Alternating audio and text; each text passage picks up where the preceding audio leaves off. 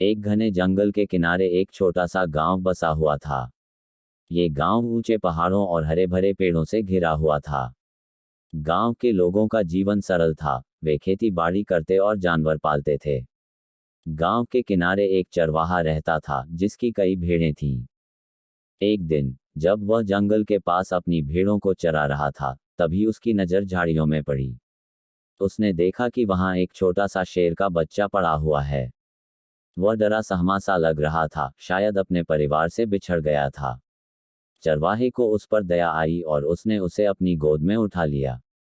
चरवाहा उस शेर के बच्चे को अपने घर ले आया और उसे पालने लगा। चूंकि वह भेड़ों के बीच बड़ा हुआ, इसलिए धीरे धीरे उसने भी उन्हीं की तरह व्यवहार करना शुरू कर दिया।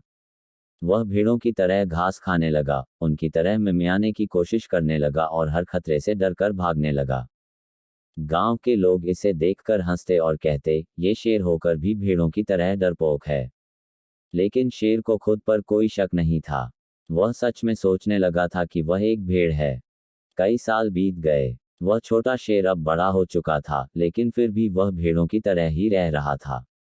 एक दिन जंगल का असली राजा, एक विशाल और शक्तिशाली शेर, गांव के पास आया। वह बहुत प्यासा था, इसलिए वह गांव के पास की झील पर पानी पीने आया। तभी उसने देखा कि भेड़ों के झुंड में एक और शेर घूम रहा था, लेकिन वह भेड़ों की तरह डरपोक था। ये देखकर जंगल के शेर को बहुत आश्चर्य हुआ। वह तेजी से झुंड के पास गया। जैसे ही भेड़ों ने शेर को आते देखा, वे डरकर भागने लगीं। लेकिन वह पालतू शेर भी उनके साथ भागने लगा। जंगल के शेर ने छलांग लगाकर उसका रास्ता रोक लिया और गरजते हुए कहा, तुम क्यों भाग रहे हो? तुम शेर हो? ना नहीं, मैं तो बस एक भेड़ हूं। उस पालतू शेर ने कांपते हुए जवाब दिया। ये सुनकर जंगल के शेर को बहुत गुस्सा आया। उसने पालतू शेर को गर्दन से पकड़ा और उसे झील के किनारे ले गया। देखो इस पानी में, अपनी असली पहचान देखो, जंगल के शेर ने कहा। शेर ने झील के पानी में झांक कर देखा। वहां उसे अपनी परछाई नजर आई। वह बिल्कुल जंगल के शेर की तरह दिख रहा था, शक्तिशाली, मजबूत और राजसी।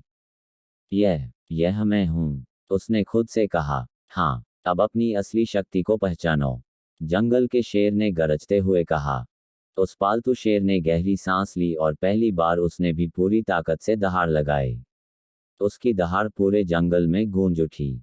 आज उसे एहसास हो गया था कि वह हमेशा से जंगल का राजा था, लेकिन अज्ञानता के कारण वह भेड़ों की तरह जी रहा था।